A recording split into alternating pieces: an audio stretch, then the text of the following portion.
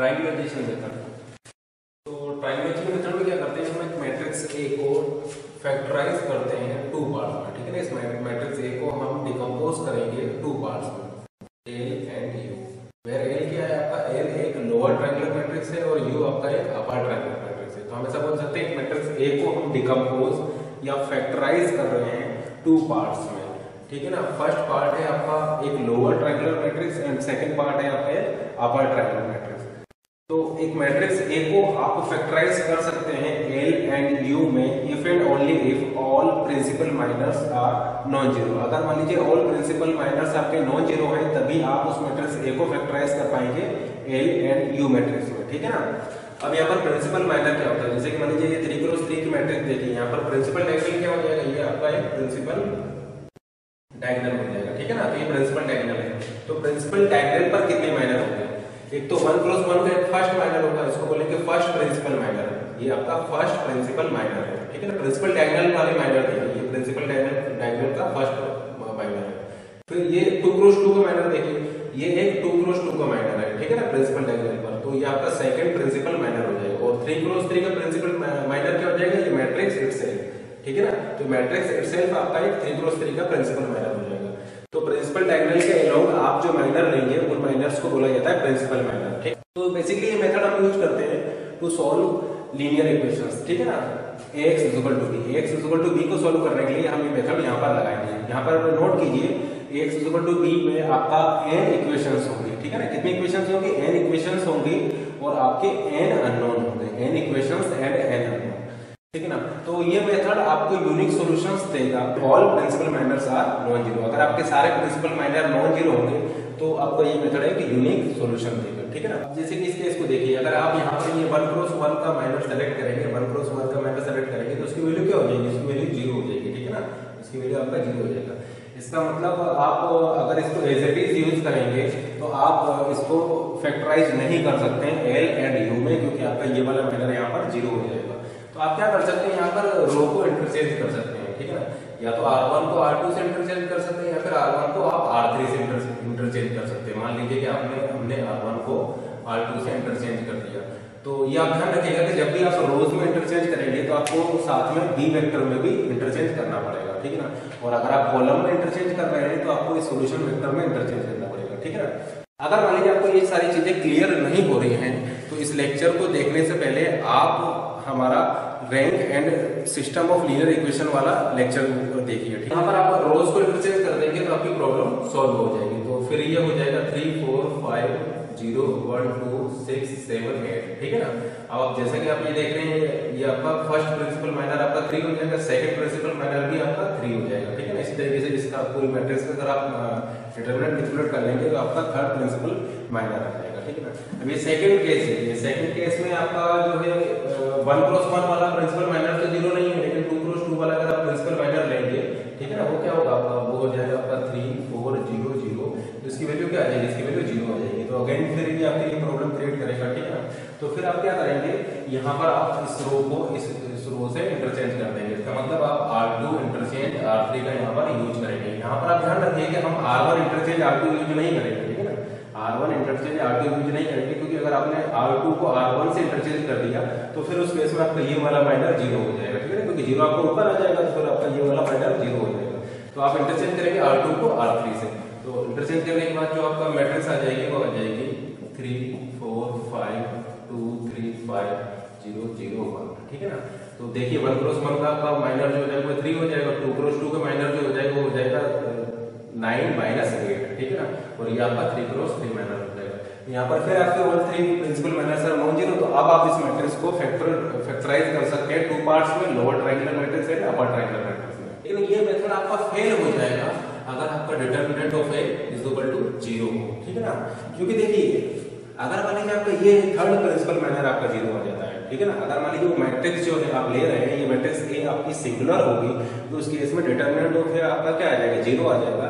तो आप ऐसा बोल सकते हैं कि ये आपका जो लार्जेस्ट प्रिंसिपल माइनर है ये आपका 0 हो जाएगा। तो उस केस में फिर ये मेथड आपका वर्क नहीं करेगा, क्योंकि फिर आप रोज को इंटरचेंज करके इसको नॉन जीरो नहीं कर सकते हैं, ठीक है ना। तो यहाँ पर हम क्या कर रहे हैं, सबसे पहले हम इस मैट्रिक्स A को फैक्टराइज कर लेंगे L एंड U में, ठीक है ना। तो इसको अगर हम यहाँ पर पुट कर देंगे तो हमें मिल जाएगा देखिए अब इसका साइज क्या होगा, ए का साइज अगर आपका n क्रॉस n है तो l का साइज भी n क्रॉस n होगा और अपर ट्रायंगल मैट्रिक्स का भी साइज n क्रॉस n होगा। इसको अगर आप यहाँ पर पुट कर देंगे तो इसको हम लिख सकते हैं AUX is equal to B, ठीक है ना। तो l का साइज है आपका n क्रॉस n, u का साइज है आपका n क्रॉस n, x का साइज है n क्रॉस 1 और b का साइज हो जाएगा आपका n क्रॉस 1। अब यहाँ पर क्या करते हैं कि हम UX को एक नया मैट्रिक्स मान लेते हैं, ठीक है ना। तो हम UX को आपका मान लीजिए B डैश मान लेते हैं। B डैश का साइज क्या हो जाएगा, B डैश का साइज हो जाएगा, देखिए U का साइज है n क्रॉस n, x का साइज है n क्रॉस 1, तो B डैश का जो साइज होगा वो n क्रॉस 1 होगा, ठीक है ना। तो आपको एक मैट्रिक्स B डैश मिल जाएगा। फिर मान लीजिए कि आपका जो B डैश है इसको अगर हम यहाँ पर पुट करते हैं तो हमें मिल जाएगा L B dash is equal to B। तो यहाँ पर L का साइज क्या है, n क्रॉस n है और B डैश का साइज क्या है, B डैश का साइज है आपका n क्रॉस 1 और B का साइज हो जाएगा आपका n क्रॉस। इस मैट्रिक्स A को हमने फैक्टराइज किया है L एंड U में, तो ये लोअर ट्रायंगुलर मैट्रिक्स और ये अपर ट्रायंगुलर मैट्रिक्स आपको पता होगा, ठीक है ना, क्योंकि ये मैट्रिक्स A गिवन होगा, मैट्रिक्स B आपको गिवन होगा, आपको ये सॉल्यूशन वेक्टर फाइंड आउट करना है। तो इस मैट्रिक्स A को हम डिकम्पोज करेंगे lower triangular upper triangular matrix में, तो लोअर ट्रायंगुलर मैट्रिक्स आपको पता होगी और अपर ट्रायंगुलर मैट्रिक्स आपको पता होगी, ठीक है ना। तो ये दो इक्वेशन हमने कैलकुलेट किया। उसके बाद में सबसे पहले हम ये सेकंड इक्वेशन को सॉल्व करेंगे, ठीक है ना। तो उसके लिए सबसे पहले हम ये B वेक्टर और B dash vector find out करेंगे। तो ये B डैश वेक्टर जो है हमें ये फाइंड आउट करना है, तो इस B डैश वेक्टर को हम फाइंड आउट करेंगे फॉरवर्ड सब्स्टिट्यूशन का यूज करके, ठीक है ना। क्योंकि देखिए ये एक लोअर ट्रायंगुलर मैट्रिक्स है, तो यहाँ पर सबसे पहले आप किसकी वैल्यू कैलकुलेट करेंगे, सबसे पहले आपको ये B1 डैश की वैल्यू मिलेगी यहाँ से, ठीक है ना। B1 डैश की वैल्यू को आप यूज करेंगे, फिर आपको ये B2 डैश की वैल्यू यहाँ पर मिलेगी। इस B1 डैश और B2 डैश की वैल्यू को आप यूज करेंगे, फिर आपको ये B3 डैश की वैल्यू मिलेगी। इसका मतलब सबसे पहले आपने ये वैल्यू कैलकुलेट किया, फिर ये वैल्यू कैलकुलेट किया, फिर ये वैल्यू कैलकुलेट किया, तो इसको बोला जाता है फॉरवर्ड सब्स्टिट्यूशन। तो फॉरवर्ड सब्स्टिट्यूशन को यूज करके आपको ये B डैश वेक्टर मिल जाएगा, ठीक है ना। और जब आपको ये B डैश वेक्टर मिल जाएगा आप इसको यहाँ पर पुट कर देंगे, ठीक है ना। तो ये B डैश वेक्टर को आप यहाँ पर पुट कर देंगे तो आपको ये सॉल्यूशंस वेक्टर मिल जाएगा। अब यहाँ पर ये सॉल्यूशन वेक्टर निकालने के लिए हमें बैक सब्स्टिट्यूशन का यूज करना पड़ेगा, क्योंकि यहाँ पर हम सबसे पहले किसकी वैल्यू कैलकुलेट कर सकते हैं। अब देखिए ये अपर ट्रायंगुलर मैट्रिक्स है, तो सबसे पहले आप x3 की वैल्यू कैलकुलेट करेंगे। x3 का यूज करके हमें x2 की वैल्यू मिलेगी, फिर x3 और x2 का यूज करके हमें x1 की वैल्यू मिलेगी, ठीक है ना। तो सबसे पहले हमने x3 की वैल्यू फाइंड आउट किया, फिर x2 की, फिर x1 की, तो इसको बोला जाता है बैक सब्स्टिट्यूशन। तो बैक सब्स्टिट्यूशन यूज करके हमें solution vector x1 x2 x3 हम यहाँ पर कैलकुलेट कर सकते हैं, ठीक है ना। ये सिस्टम ऑफ लीनियर इक्वेशंस आपको गिवन है, आपको उसको सॉल्व करना है। तो इस मैट्रिक्स A को हम डिकम्पोज करेंगे टू पार्ट्स में। फर्स्ट पार्ट हो जाएगा lower triangular matrix and second part हो जाएगा अपर ट्रायंगुलर मैट्रिक्स। तो ये हमारा लोअर ट्रायंगुलर मैट्रिक्स हो जाएगा और ये हमारा अपर ट्रायंगुलर मैट्रिक्स हो जाएगा। तो जैसे कि आप यहाँ पर देख सकते हैं आपकी टोटल कितनी इक्वेशंस बनेगी जब आप इसको मल्टीप्लाई करेंगे, जैसे कि L11 into U11 is equal to 2, ठीक है ना। फिर सेकंड इक्वेशन मिलेगी आपको L12 into U12 plus L12 into U22 is equal to 3, ठीक है ना। तो टोटल आपकी जो इक्वेशंस बनेगी यहाँ पर 9 इक्वेशंस बनेगी, ठीक है ना। इस तरीके से आप इसको मल्टीप्लाई करते जाइए, ठीक है ना। तो टोटल आपकी कितनी इक्वेशंस बनेगी, यहाँ पर 9 इक्वेशंस बनेगी। लेकिन आपके अननोन्स कितने हैं, देखिए यहाँ पर अननोन आप पहले L मैट्रिक्स में काउंट कीजिए, क्योंकि यह वैल्यूज आपको पता नहीं है, आपको केवल ये वैल्यूज पता है, ठीक है ना। तो यहाँ पर आपके कितने अननोन्स होंगे, यहाँ पर आपके 6 अननोन होंगे और 6 अननोन ही आपके अपर ट्रायंगुलर मैट्रिक्स में होंगे। इसका मतलब आपके टोटल कितने अननोन है, 12 अननोन है। लेकिन अगर आप जब इक्वेशंस क्रिएट करेंगे तो इक्वेशंस आपकी 9 इक्वेशंस क्रिएट होंगी। इसका मतलब आप इसको सॉल्व नहीं कर सकते, क्योंकि आपकी इक्वेशंस कम हैं और अननोन्स आपके ज्यादा हैं। तो आपके कितने अननोन्स ज्यादा हैं, यहाँ पर आपके 3 अननोन्स ज्यादा है। इसका मतलब आपको 3 अननोन्स को फिक्स करना पड़ेगा, ठीक है ना। अब वो फिक्स आप 2 तरीके से कर सकते हैं, ठीक है ना। फिक्स देखिए आप इसको 2 तरीके से कर सकते हैं, या तो आप इसको 1 कर दीजिए, इसको 1 कर दीजिए और इसको 1 कर दीजिए। अब देखिए अब यहाँ पर 9 इक्वेशंस हैं और 9 ही अननोन है, ठीक है ना। 6 + 3 9 इक्वेशंस है, 9 ही अननोन है, ठीक है ना। तो अब आप इसको सॉल्व कर सकते हैं। तो अगर आपने L11 L22 L33 को 1 पुट किया है तो इस मेथड को बोला जाता है डुअलिटी मेथड, ठीक है ना। अगर आप लोअर ट्रायंगुलर मैट्रिक्स में प्रिंसिपल डायगोनल को 1 कर रहे हैं तो वो मेथड हो जाएगा आपका डुअलिटी मेथड, ठीक है ना। तो ये डुअलिटी मेथड है। लेकिन मान लीजिए आप अपर ट्रायंगुलर में फिक्स कर रहे हैं, ठीक है ना। आप अपर ट्रायंगुलर मैट्रिक्स में इसको फिक्स कर रहे हैं, अपर ट्रायंगुलर मैट्रिक्स में डायगोनल एलिमेंट को फिक्स कर रहे हैं।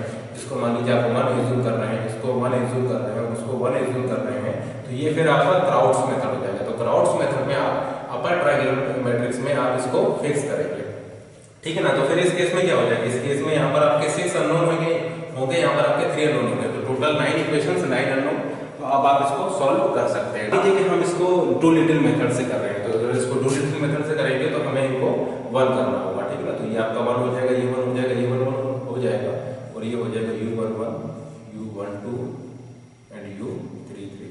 तो आपकी इक्वेशंस क्या बनेगी, आपकी इक्वेशंस बनेगी U11 is equal to 2, second equation मिलेगी आपको U12 is equal to 3 and third equation मिलेगी U13 इज इक्वल टू 1, ठीक है ना। इस तरीके से आप इसको सॉल्व कर सकते हैं। फिर L21 U11 is equal to 1, ठीक है ना। U11 की वैल्यू आपको पता है यहाँ से, ठीक है ना। आप इसमें L21 की वैल्यू पुट कर देंगे, U11 की वैल्यू आप यहाँ से उसको पुट कर देंगे तो आपको L21 की वैल्यू मिल जाएगी, ठीक है। इस तरीके से आप इक्वेशंस बनाकर इस अननोन्स की वैल्यू को कैलकुलेट कर सकते हैं, ठीक है ना। तो आप इक्वेशंस बनाकर अननोन्स को सॉल्व करेंगे तो ये आपका L मैट्रिक्स आ जाएगा और ये आपका U मैट्रिक्स आ जाएगा, ठीक है ना। L मैट्रिक्स आ जाएगा और ये U मैट्रिक्स आ जाएगा। आपको ये दो मैट्रिक्स L एंड U मिल जाएगा। फिर इस L एंड U को हम यहाँ पर यूज करेंगे, ठीक है ना, क्योंकि आपका A क्या है, A is equal to LU है, तो LU को अगर हम यहाँ पर पुट कर देंगे तो आपको मिल जाएगा LUX is equal to B। इस UX को हम B डैश मान लेंगे, मान लीजिए UX is equal to B dash, ठीक है ना। इस B डैश को हम यहाँ पर पुट कर देंगे तो ये आपको हो जाएगा L B dash is equal to B। अब सबसे पहले हम इस इक्वेशन को सॉल्व करेंगे, और हम इसको सॉल्व कैसे करेंगे हम आपको पहले ही बता चुके हैं, क्योंकि देखिए अब आपको L मैट्रिक्स पता है, आपको B मैट्रिक्स पता है, ये आपकी B मैट्रिक्स है, ठीक है ना। B मैट्रिक्स भी पता है, L मैट्रिक्स भी पता है, आपको क्या कैलकुलेट करना है, आपको ये B डैश मैट्रिक्स कैलकुलेट करना है। तो B डैश मैट्रिक्स को कैलकुलेट करने के लिए आपको फॉरवर्ड सब्स्टिट्यूशन का यूज करेंगे। तो जैसे कि अभी हमने आपको बताया था, आप इक्वेशंस बना सकते हैं और फॉरवर्ड सब्स्टिट्यूशन लगा करके आप इस B वेक्टर को फाइंड आउट कर सकते हैं, क्योंकि आपके पास आपको ये वैल्यू पता है, आपको ये वैल्यू पता है, तो फॉरवर्ड सब्स्टिट्यूशन का यूज करके आप B डैश वैल्यू को कैलकुलेट कर सकते हैं। इस B डैश की वैल्यू को जब आप यहाँ पर पुट कर देंगे तो आपको U की वैल्यू पता है, अपर ट्रायंगल मैट्रिक्स क्या हो जाएगी, ये हो जाएगी, ठीक है। तो फिर आप बैक सब्स्टिट्यूशन का यूज करके आप इस सॉल्यूशन वेक्टर को फाइंड आउट कर सकते हैं।